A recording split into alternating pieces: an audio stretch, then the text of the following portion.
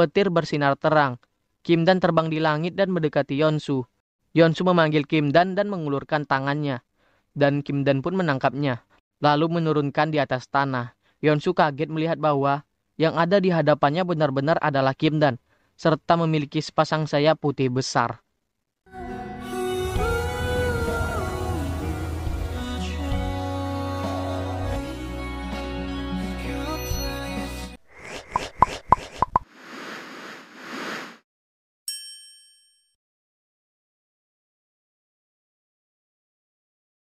Kim Dan mencari ke sekeliling taman, tapi Yeonsu tidak ada.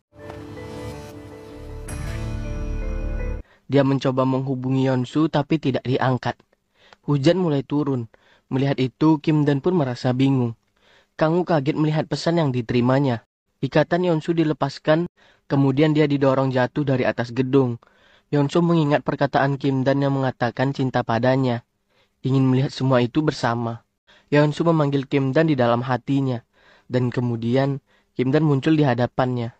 Melihat itu, Yeonsu pun mengulurkan tangannya. Yeonsu menatap heran pada sayap Kim Dan. Yeonsu dengan bingung, dia bertanya apakah ini adalah benar Kim Dan, serta apakah benar Kim Dan memiliki sayap dan baru saja terbang. Dan tanpa mengatakan apapun, Kim Dan menganggukkan kepalanya, dan Yeonsu pun pingsan. Kang Woo datang tepat di saat itu, dan melihat kejadian tersebut dengan perasaan lega, karena Kim Dan berhasil menyelamatkan Yeonsu. Si pria hitam ingin melarikan diri, tapi dia merasa sangat kebingungan karena Yeonsu tidak ditemukan terjatuh sama sekali. Para petugas pergi meninggalkan lokasi, dan dengan heran, si pria hitam memandang ke atas atap dengan perasaan bingung. Kim Dan membaringkan Yeonsu di atas tempat tidur. Dia memandangi wajah Yeonsu dan ingin membelai wajahnya, tapi dia merasa ragu dan tidak jadi melakukannya. Di taman yang gelap, si pria hitam menelpon Runa dan memberitahu tentang Yeonsu yang telah didorongnya dari atas atap. Tapi anehnya, Yeonsu menghilang. Tidak ada tanda orang jatuh atau jejak orang yang memindahkannya. Mereka berdua pun bingung apa yang terjadi sebenarnya. Dan sebelum pria tersebut menemui Runa, dia akan mengurusnya terlebih dahulu. Kim Dan berbaring di sebelah Yeonsu sambil masih memegang erat tangan Yeonsu. Lalu dia mencium tangan Yeonsu. Kemudian, tiba-tiba saja lampu padam. Dan Kim Dan merasa sangat heran. Si pria hitam mematikan saklar listrik. Lalu secara perlahan, dia berjalan memasuki rumah dan menaiki tangga, menuju ke arah kamar Yeonsu. Kim Dan merasa ada sesuatu yang aneh. Jadi dengan sikap waspada, dia pun bangun meninggalkan Yeonsu untuk pergi memeriksa. Si pria hitam sampai di depan pintu kamar Yeonsu bersiap untuk membuka. Kim Dan berdiri di depan pintu, bersiap untuk membuka juga.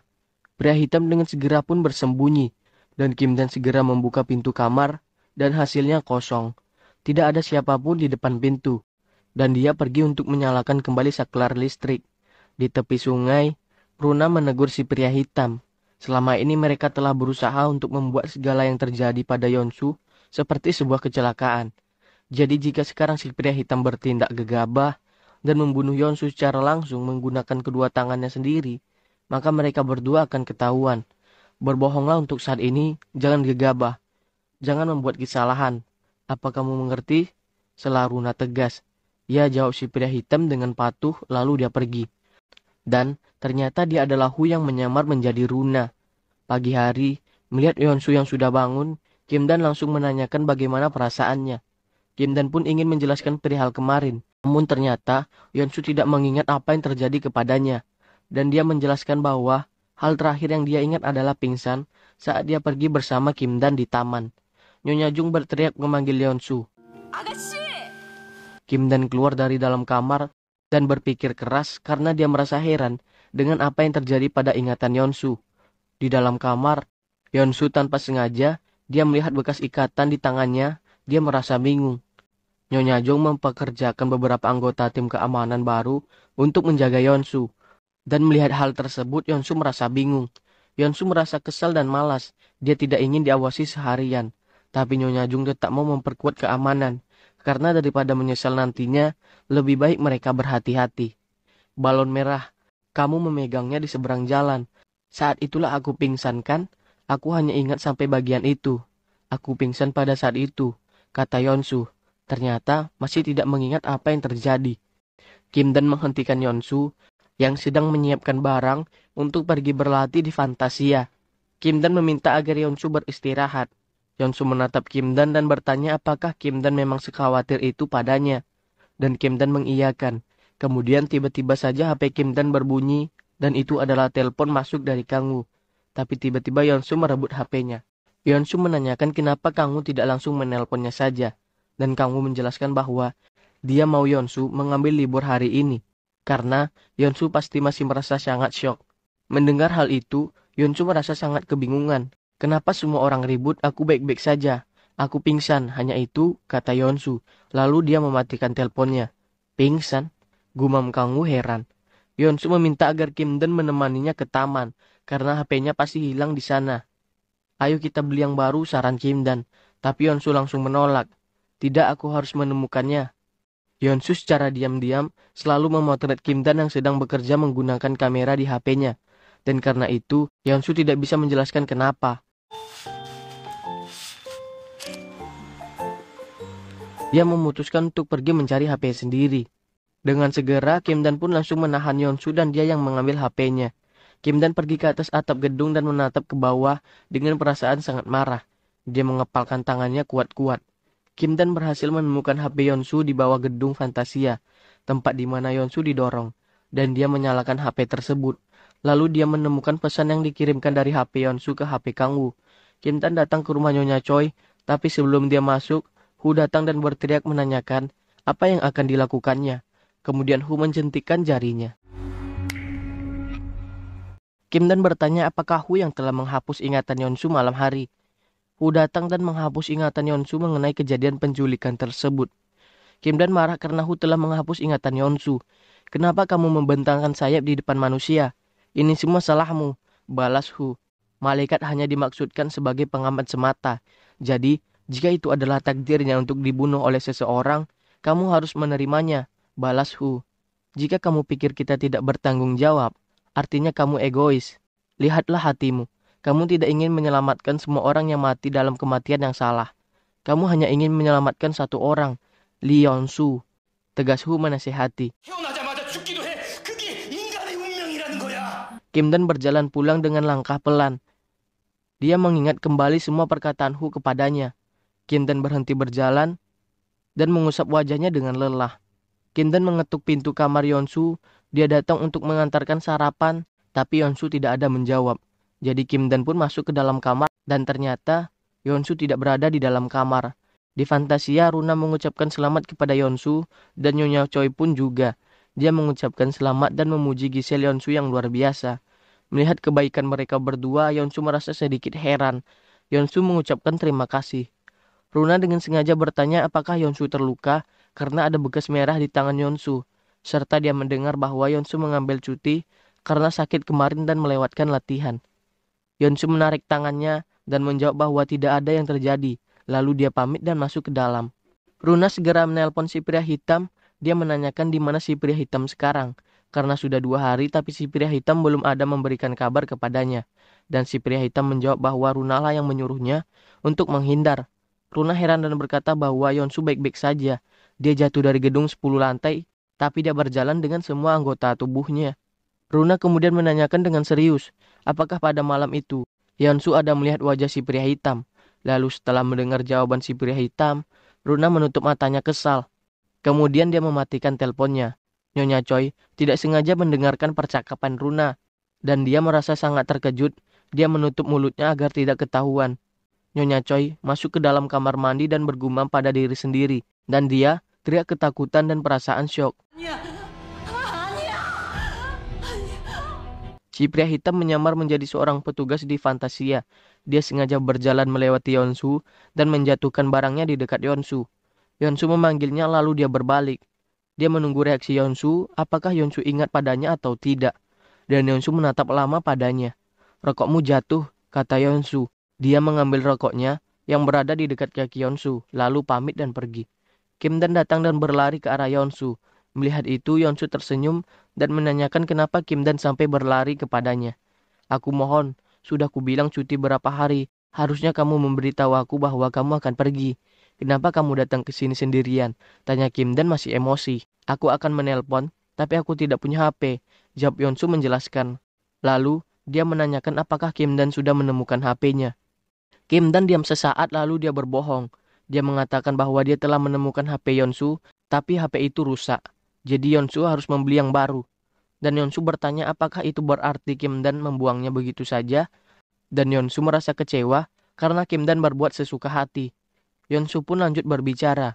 Menurutnya, walaupun mereka sedang dalam sebuah hubungan, tapi Kim Dan tidak boleh mengaturnya. Yeonsu protes karena Kim Dan memperlakukannya seperti bayi berusia 3 tahun dan Kim Dan memarahinya. Yeonsu menanyakan ada apa sebenarnya. Kamu tidak punya salah. Aku tidak marah padamu. Aku marah pada diri sendiri. Yeonsu merasa heran dan bertanya-tanya ada apa. 넌 네 맘대로 하면서 왜 나한텐 이래라 저래라 해? 그런 사이라고 해도 나 네 거 아니야. 알아, 아는데. 진짜 이상해 너. 내가 뭐 잘못했는데. Ketika keluar dari dalam toilet dan melihat Kim Dan yang telah menunggunya di depan toilet, Nyonya Choi merasa panik dan takut. Tapi dia memberanikan dirinya dan berjalan mendekati Kim Dan dengan percaya diri. Jika kamu melihat seseorang, kamu harusnya menyapa mereka terlebih dahulu, kata Nyonya Choi menegur Kim Dan. Hanya saat mereka layak menerimanya, hanya saat kamu mulai bertingkah secara manusiawi. Aku akan menunjukkan rasa hormat padamu, balas Kim Dan. Kim Dan mendekati Nyonya Choi sambil menatap tajam dia. Tepat di saat itu, si pria hitam lewat dan Kim Dan pun langsung berlari mengejarnya.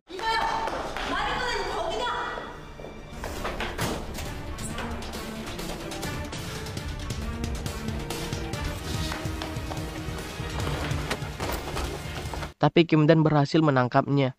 Beberapa karyawan yang kebetulan datang bertanya dengan heran apa yang sedang terjadi. Mereka memanggil si pria hitam dengan sebutan Junsu. Mendengar itu, Kim Dan merasa heran dan merasa bahwa dirinya telah salah menangkap orang. Jadi dia pun melepaskan si pria hitam atau Junsun. Kim Dan pun meminta maaf lalu dia pamit dan pergi dengan perasaan masih tidak percaya pada Junsu. Junsu menatap tajam Kim Dan yang pergi keluar meninggalkan ruangan. Junsu datang ke tempat Runa dan melihatnya. Runa langsung menariknya ke tempat yang tersembunyi. Kim Dan mengawasi itu dari jauh. Aku di sini untuk mencari tahu apa dia berpura-pura tidak ingat atau memang tidak ingat.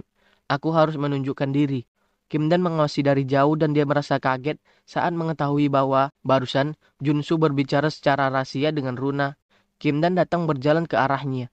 Apa dia masih kesal? Gumam Yeonsu. Kim Dan tiba-tiba saja langsung memeluknya dengan erat.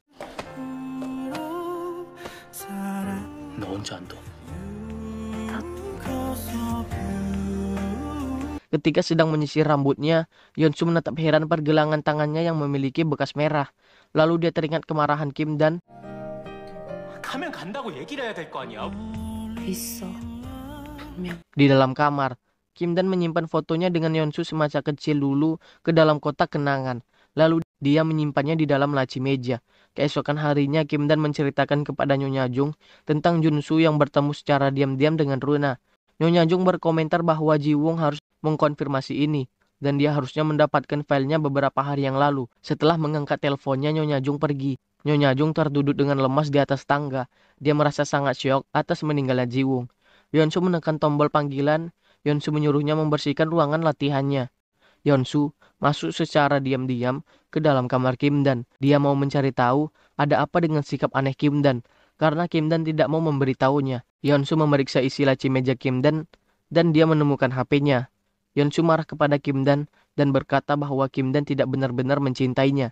Padahal Yeonsu telah mempercayainya sampai akhir. 날 진짜로 좋아하는 게 아니야? 진짜 무슨 말이야? 나는 설명을 내가 왜 해야 돼? Yeonsu keluar dari dalam rumah. Tiba-tiba ada telepon masuk dari Yeonsu. Dan melihat itu Kim Dan terkejut. Karena setahunya HP Yeonsu ada di dalam laci mejanya. Dan dengan ragu Kim Dan menjawab telepon itu. Yeonsu memberitahu bahwa sekarang dia berada di taman tempatnya pingsan. Karena tidak ada yang mau menceritakan apapun padanya. Maka dia datang sendirian ke taman untuk mencari tahu. Aku akan datang, tetap di sana, kata Kim Dan panik serta cemas. Dia mengikuti setiap apa yang diingatnya untuk mencari tahu apa yang sebenarnya terjadi. Yeonsu sampai di warung tempat Kim Dan membeli payung dan balon dan bertanya apa yang terjadi pada hari Kim Dan datang.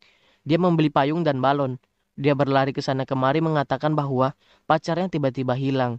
Dia bilang pacarnya hilang, tanya Yeonsu heran. Sesampainya di taman, Kim-dan berlari mencari di mana Yeonsu, dan dia berhasil menemukannya di dekat bangku taman. Yeonsu langsung menutup mulut Kim-dan. Apa kamu malaikat? Jawab aku. Kamu tidak boleh berbohong, tanya Yeonsu. Dia lalu menurunkan tangannya. Kim-dan kaget dan terdiam. Ya, aku malaikat, jawab Kim-dan jujur. 김단, 천사야? 너는 나 천사야.